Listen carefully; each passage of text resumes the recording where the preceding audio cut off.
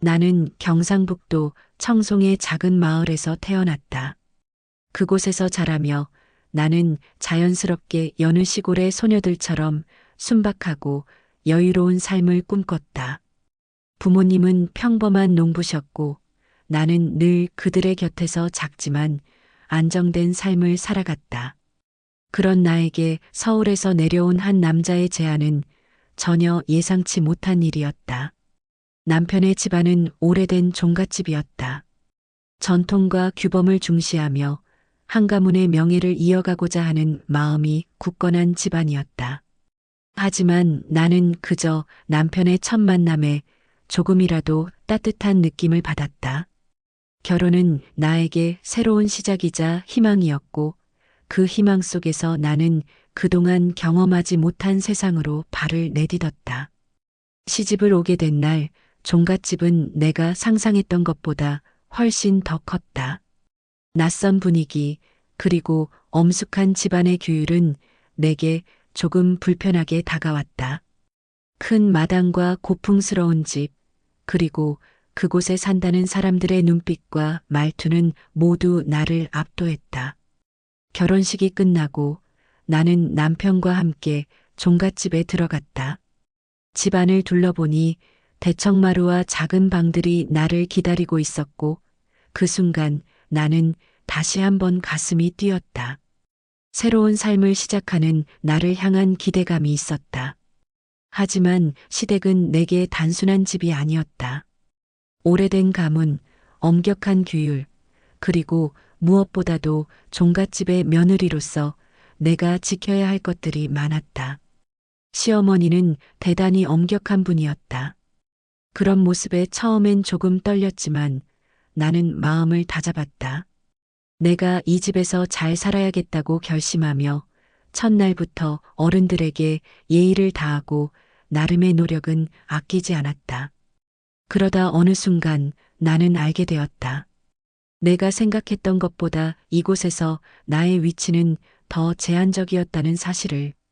집안의 전통과 규범이 너무나 뚜렷하고 강하게 자리 잡고 있어 나는 그 속에서 조금씩 숨이 막히는 기분을 느끼기 시작했다. 시어머니는 나를 받아들이기는 했지만 그 표정엔 늘 기대와 걱정이 섞여 있었다. 집안에서 중요한 역할을 맡을 수 있는지에 대한 불안감이 느껴졌다.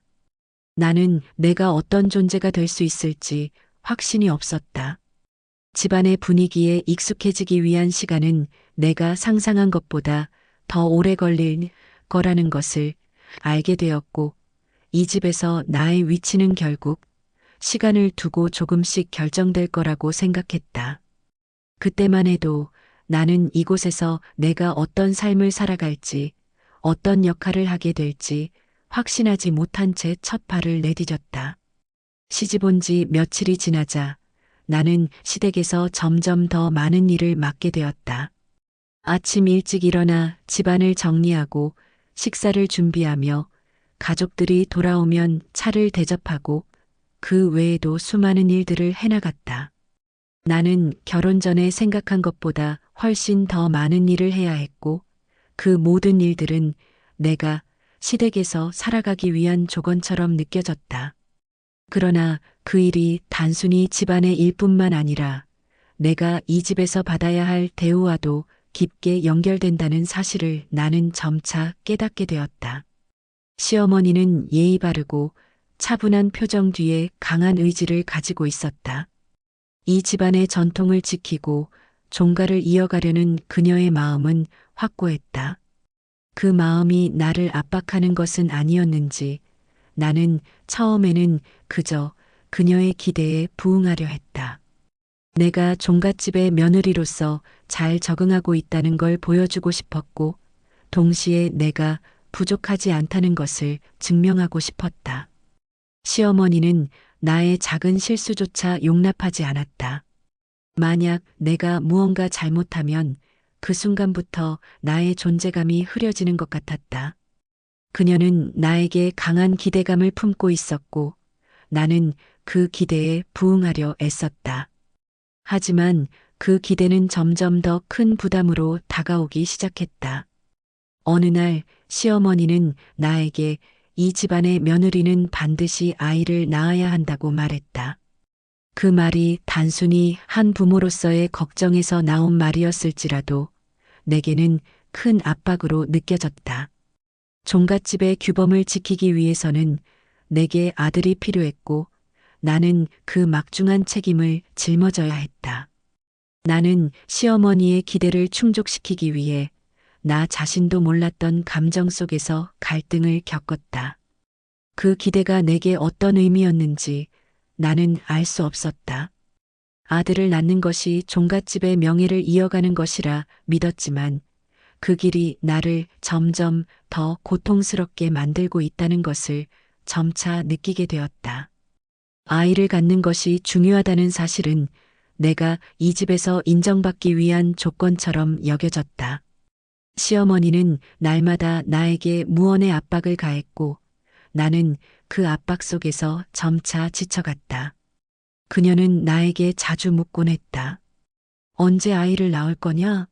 는 질문이 나를 더욱 불안하게 만들었고 나는 그 질문에 제대로 대답하지 못할 때마다 점점 더 자신감을 잃어갔다. 시어머니의 기대는 그저 하나의 의무처럼 느껴졌고 그 의무를 다하지 않으면 내 위치가 흔들릴 것만 같았다. 나는 그 길을 계속 따라가야 한다고 믿었지만 마음속에서는 점차 외로움과 불안감이 커져만 갔다. 시어머니의 눈에 내가 자꾸 부족하게 보이는 것 같았다. 아들이 아니라 딸을 낳았다고 해서 시어머니의 실망감은 더욱 커졌다. 딸을 낳은 후에도 시어머니는 나를 인정해주지 않았고 나는 그 어느 때보다도 외롭고 고립감을 느꼈다. 내 존재는 여전히 그 집에서 중요한 역할을 차지하지 못했다. 모든 것이 제자리를 찾을 것이라는 믿음은 점점 더 희미해져 갔다. 나는 시어머니의 기대를 충족시키기 위해 노력했지만 그 노력은 점점 헛되게 느껴졌다. 내 마음속에서 뭔가 빠져나가는 것 같은 느낌이 들었고 나는 내 존재가 점점 더 작은 것처럼 느껴졌다. 그때부터 나는 점차 집안에서 내 위치를 재정립하려 했지만 그 일이 얼마나 어려운지 깨달았다.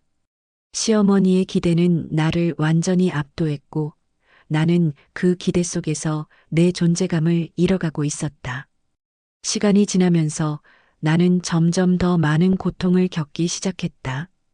시어머니의 기대와 규칙 속에서 살아가며 나는 자신을 잃어가고 있었다. 결혼 당시 내가 생각했던 것과는 달리 이 집에서 내가 할 수 있는 역할은 한정적이었다. 나는 단순히 집안을 꾸리기 위한 도구처럼 여겨졌다. 그 도구가 제 역할을 다하지 못할 때 나는 그 집에서 점점 더 외면당하고 있었다. 어느 날 시어머니의 요구대로 나는 결국 딸을 낳았다. 내가 기대했던 아들이 아니었지만 그럼에도 불구하고 딸은 나에게 소중한 존재였다.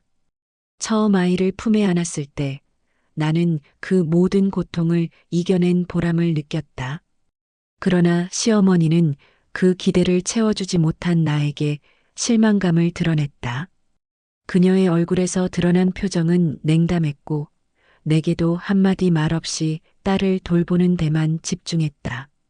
그 모습을 보고 나는 가슴속에서 무언가가 무너져 내리는 기분을 느꼈다. 딸을 낳고 나서도 시어머니의 태도는 달라지지 않았다. 시어머니는 여전히 아들을 원했다. 나는 자식이 무엇이든 그저 부모의 사랑을 받기를 바랐지만 이 집에서는 딸이란 이유로 내 존재는 점차 배제되었고 그 자리를 대신할 아들을 간절히 원하는 시어머니의 목소리는 점점 더 커져만 갔다. 시어머니는 내가 딸을 낳았다는 이유로 나를 인정하지 않는 듯했고 그저 아들만을 기다리며 나에게 계속해서 압박을 가했다. 내가 아들을 낳지 않으면 나의 존재 자체가 의미 없는 것이 되어버릴 것만 같았다. 이 모든 일들이 나를 더 힘들게 만들었다. 나는 가끔씩 내 자아를 잃고 있었다. 나의 정체성이 무엇인지, 내가 무엇을 원했는지 나는 점점 혼란스러워졌다. 시어머니의 기대를 충족시키기 위해 나의 모든 에너지를 쏟았지만 그 모든 노력은 그녀의 무관심으로 돌아왔다. 나는 그제서야 깨달았다. 내게 주어진 역할은 단지 종갓집 며느리라는 한정적인 틀 속에서만 존재할 수 있다는 사실을. 이 집에서 나는 그저 가문의 규범을 지키는 하나의 도구로 여겨지고 있었다. 하지만 그럼에도 불구하고 나는 딸을 위해 무엇이든 할 수 있었다.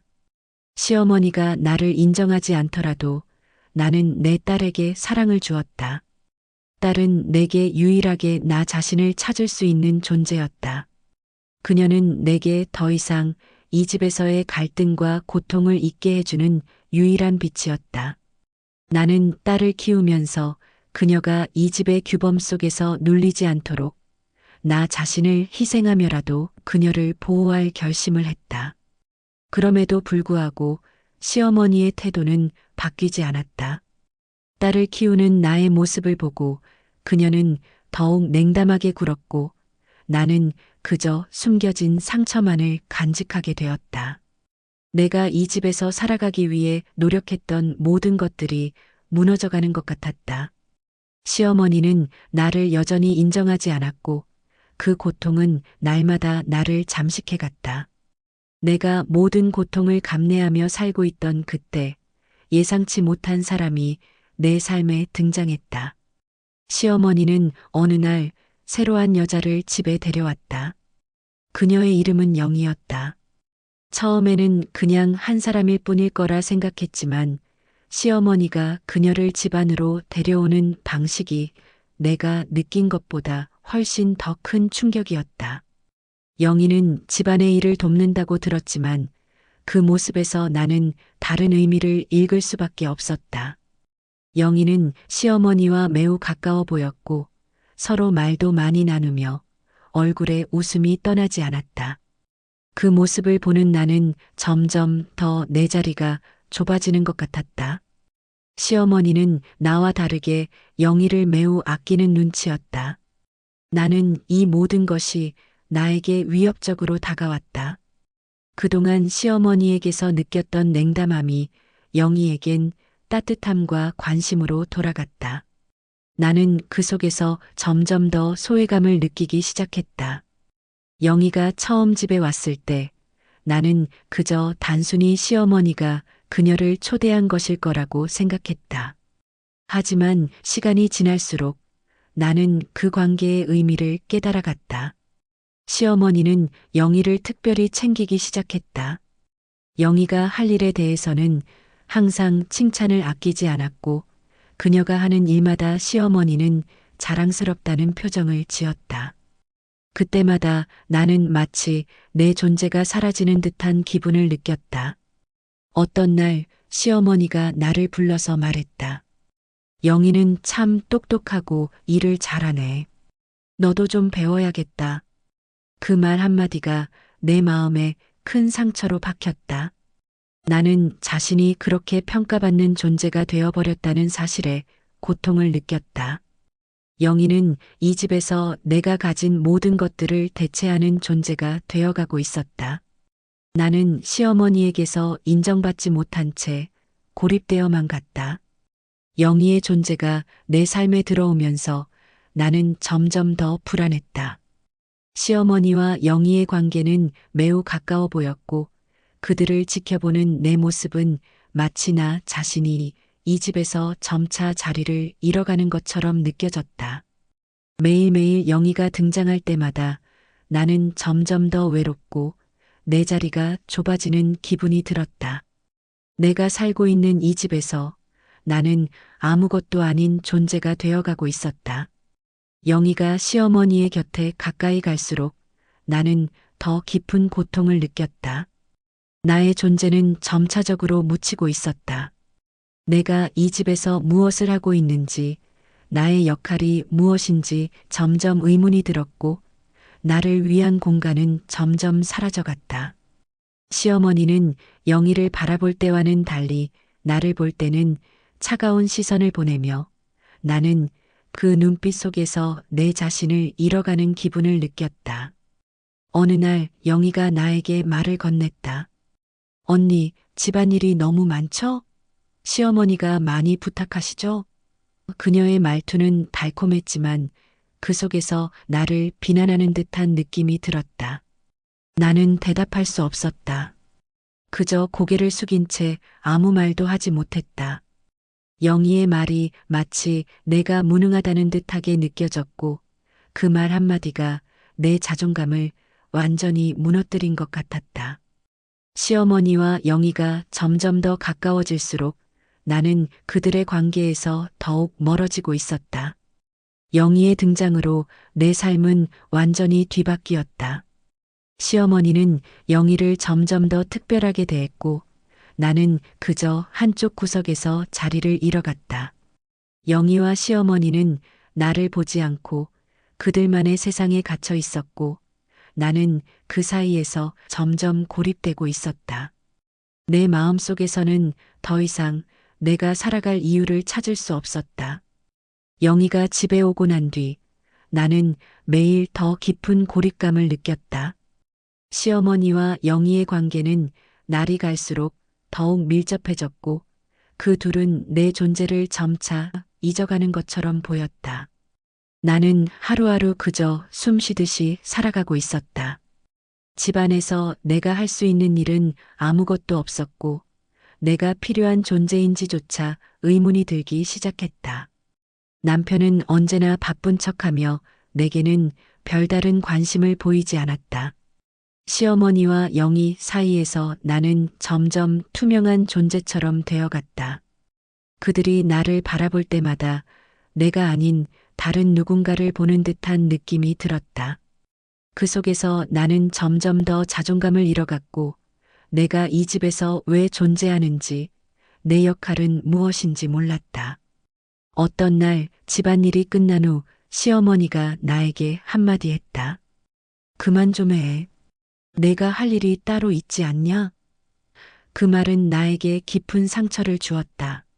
내게 할 일이 없다고 느껴지는 순간 나는 정말로 아무것도 아닌 존재가 되어버린 듯한 기분이 들었다.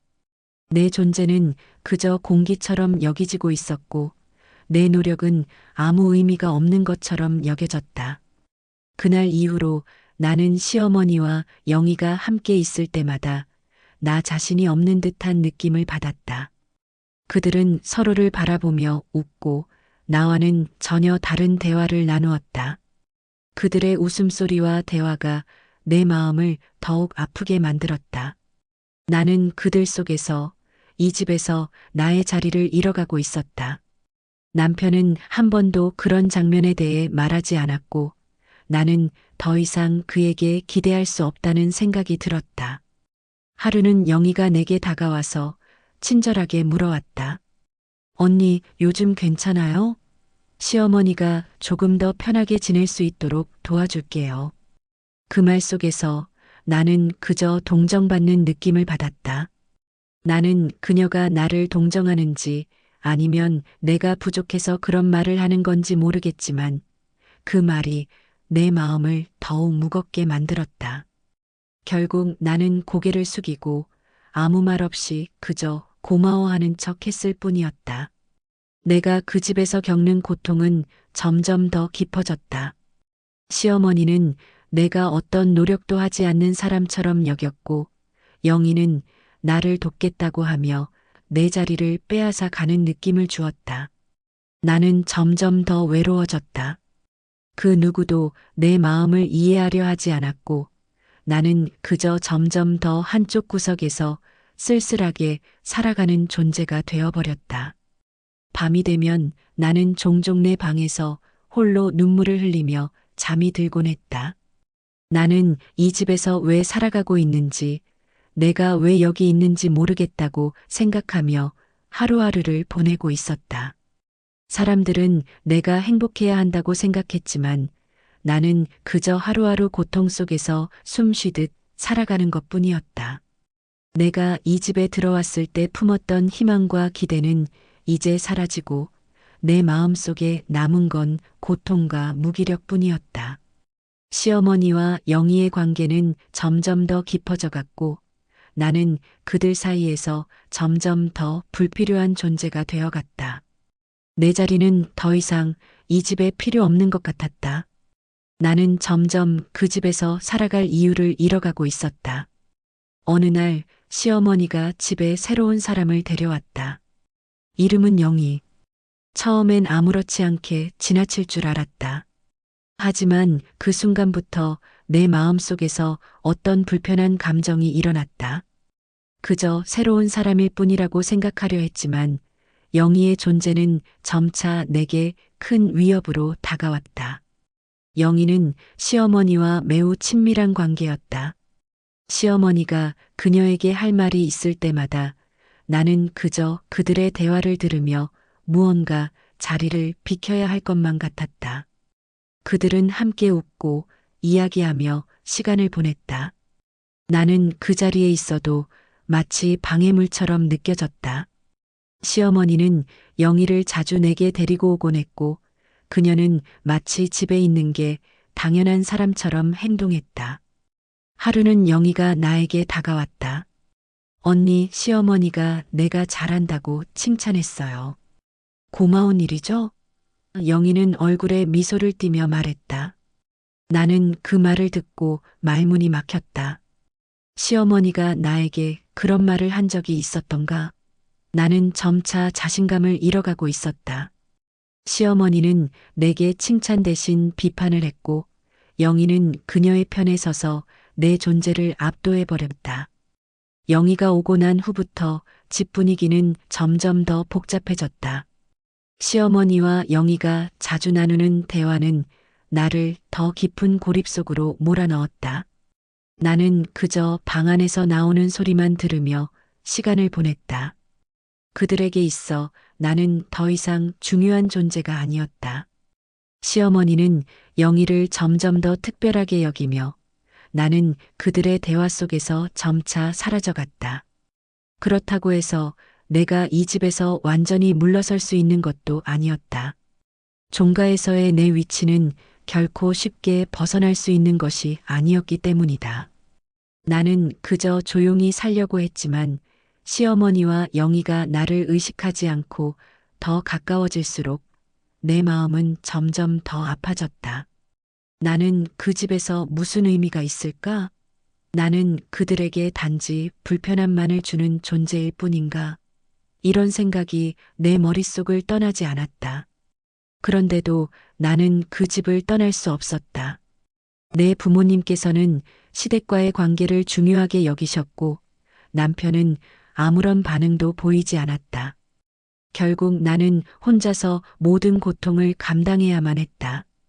영희의 등장과 그와 시어머니의 관계에서 느껴지는 무시와 고립감은 내가 시댁에서 느꼈던 고통의 절정을 이루었다. 하루는 내가 침대에 누워서 영희와 시어머니가 웃으며 얘기하는 소리를 들을 때 더 이상 그 자리에 있어도 무의미하다고 생각했다. 나는 그저 그들 속에서 아무런 의미 없는 존재가 되어버렸다. 과거에는 내가 그들 속에서 중요한 역할을 할 수 있기를 바랐지만 이제는 내가 없어도 이 집은 돌아간다고 느껴졌다. 이 집에 들어왔을 때 나는 그저 기대에 찬 눈빛으로 새로운 시작을 꿈꾸었지만 현실은 너무나 냉혹했다. 시어머니와 영희의 관계는 점차적으로 내가 이 집에서 겪는 외로움을 더욱 깊게 만들었다. 그들의 관계는 나에게 무언가를 깨닫게 했다. 나는 이 집에서 정말로 필요한 존재가 아닐지도 모른다는 사실을, 아니, 내가 이 집에서 존재할 이유가 없다는 걸 느끼기 시작했다. 영희가 집에 오고 난 후부터 나는 그 집에서 더욱 고립된 존재가 되었다. 시어머니와 영희의 관계는 점점 더 깊어져 가며 나는 그들의 대화 속에 존재하는 것조차 불편했다. 내 시선이 닿는 곳마다 그들의 웃음소리와 대화가 들려왔다. 나는 그 속에서 나 자신을 찾을 수 없었다. 처음에는 그저 내 자리가 부족하다고 생각했다. 그들이 나를 배제한다고 느꼈지만 점차 그 느낌이 확신으로 바뀌었다. 나는 그저 방 안에 앉아서 그들이 나를 아무리 무시해도 그것을 받아들이기로 했다. 내 존재가 이 집에서 아무 의미가 없다는 생각이 점점 더 내 마음을 억누르기 시작했다. 남편은 여전히 무심했다. 매일 집에 돌아와서는 아무 말 없이 식사를 하고 잠자리에 들기만 했다. 그의 눈길은 어디에나 있지만 나에게는 한 번도 닿지 않았다. 나는 그에게 손을 내밀어 본 적도 그의 관심을 얻으려고 해본 적도 없다. 나도 모르게 나는 점점 그에게 무관심해졌고 그 또한 나에게서 점차 마음을 떼어갔다. 어느 날 시어머니가 나를 부르며 말했다. 너 요즘 어떻게 지내고 있니? 나는 그 물음에 대답할 수 없었다. 어떻게 말해야 할지 몰랐다. 내 마음속에서 쌓여온 감정들이 단어로 풀어내기 어려웠다. 그러나 시어머니는 그것을 알아채지 못하고 단지 나를 다시 한 번 더 비판하며 말했다. 아이 낳고 그 이후로는 아무것도 하지 않네. 내가 봐도 참 실망이다. 그 말이 내 심장을 찔렀다. 나는 시어머니가 나에게 요구하는 것이 무엇인지 알았다. 결혼해서 아이를 낳고 그 이후에는 무조건 가정에서 제대로 역할을 해야 한다는 것을. 그런데 나는 그렇게 할 수 없었다. 시어머니의 기대에 맞추기 위해 내 모든 걸 바쳤지만 결국 나는 아무것도 얻지 못했다. 오히려 점점 더 고립되어 가고 있었다. 영희가 그 자리에 있을 때 나는 항상 물러서야 했다. 그들이 나를 무시할 때 나는 그저 그들에게 맞춰주려고 애썼다. 내가 이 집에서 존재감을 잃어가는 것은 아마 그들이 원하는 것이었을 것이다. 나는 그들에게 불편함을 줄 이유가 없었다. 결국 나는 점점 내 마음속의 존재감을 놓아버렸다. 이 집에 들어올 때만 해도 나는 나만의 자리를 찾을 수 있을 거라고 믿었다. 그러나 현실은 나를 고립시키고 점점 더 내가 이 집에서 사라지는 순간을 맞이하게 만들었다. 남편은 언제나 그런 무심한 눈길로 나를 바라보았다. 그가 나를 바라보는 시선에는 어떤 감정도 없었다. 나는 그가 무언가를 기대하기를 바라기도 했지만 그가 내게 아무런 관심을 주지 않는다는 것을 점점 더 실감하게 되었다. 나는 그저 이 집에 있을 뿐이었다. 그 집에서 내가 사라지면 아무도 내가 사라졌다는 사실을 알지 못할 것이다. 나는 그들의 일상 속에서 아무런 흔적도 남기지 않는 존재가 되어갔다. 그 집에서 나의 존재가 아무리 사라져가도 나를 대하는 사람들은 여전히 나에게 무언가를 요구했다.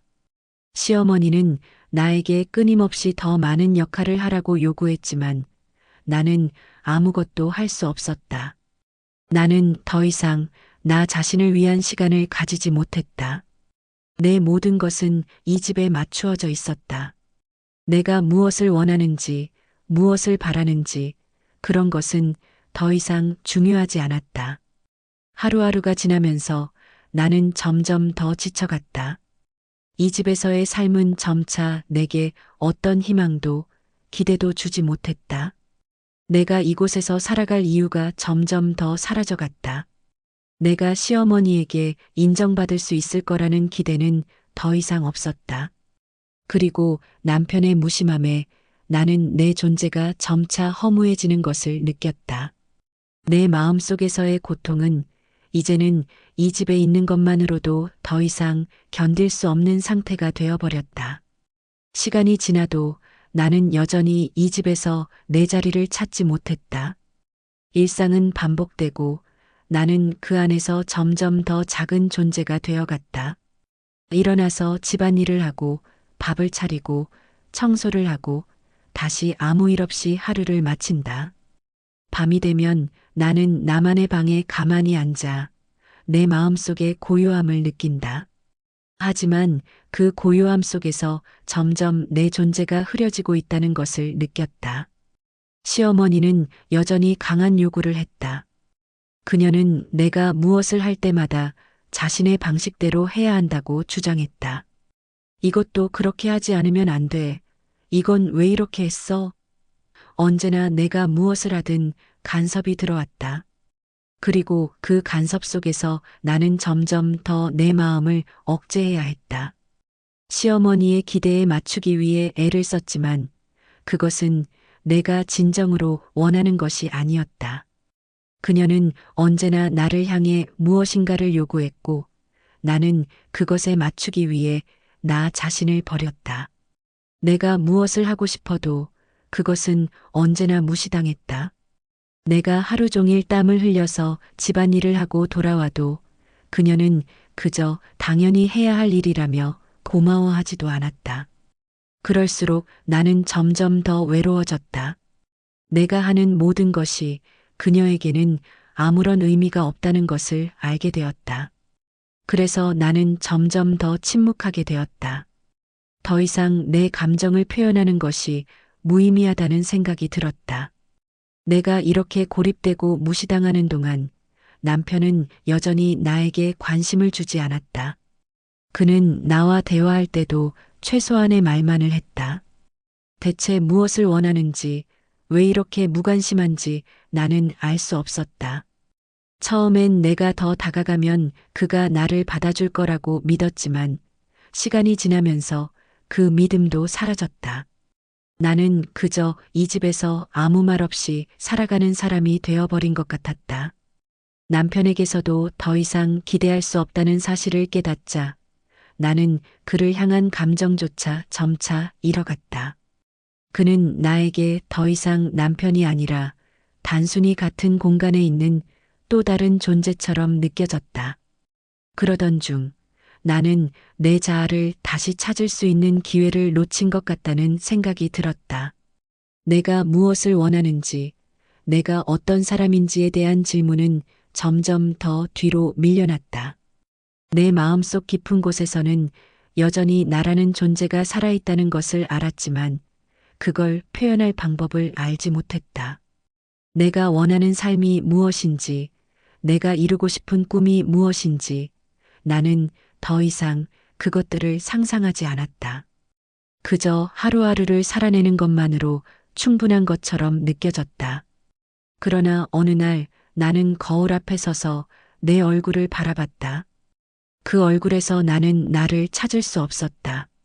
눈은 어딘가 멍하니 빛을 잃었고 입술은 굳게 닫혀 있었다. 이게 내가 원하던 삶이었던가? 내가 이렇게 살아야만 했던 것일까?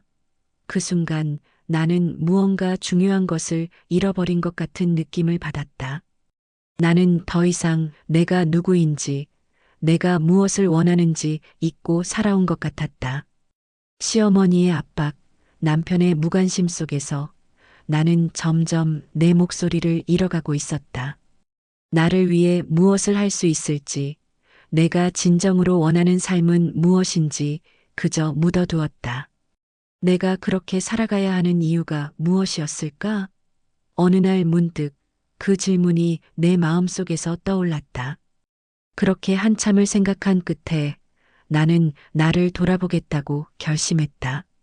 내가 원하는 것이 무엇인지를 다시 한번 확인해야겠다고 마음먹었다. 이 집에서의 삶이 내 인생의 전부는 아니었다. 내가 살아가야 할 이유는 다른 곳에 있을지도 모른다는 생각이 들었다. 하지만 그 생각은 내 마음을 더욱 괴롭게 만들었다. 나는 정말 나를 위한 삶을 살 수 있을까? 이 집을 떠날 용기가 있을까?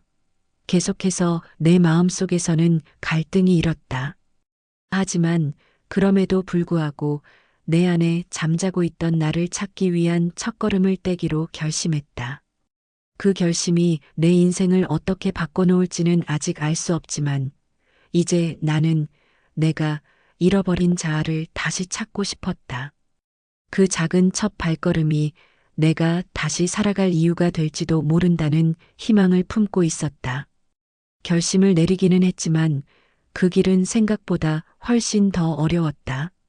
나는 이제 내 마음을 돌려보려 했지만 그것이 얼마나 복잡하고 고통스러운 일이었는지 그때서야 알게 되었다.